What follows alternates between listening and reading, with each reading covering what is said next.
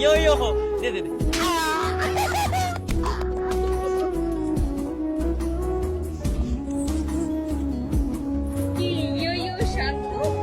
তোমার কারিশমা দেখানো শেষ?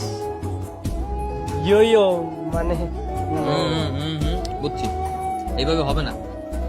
শোন, আমার মনে হয় কি ওর কেউ যেন পাম্প করতে দেখে সোনার মধ্যে শিকড়টা পড়ে দিচ্ছে, কিছুতেই করবে অন্য ব্যবস্থা করতে। এগুলা সব স্বর্ণের।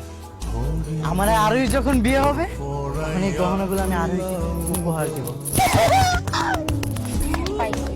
আরোহী, একমাত্র তুমি পারো ওকে বুঝিয়ে শুনে এগুলো খুলে।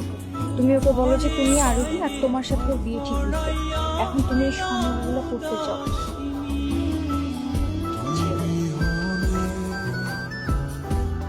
দেখো, এই যে আমি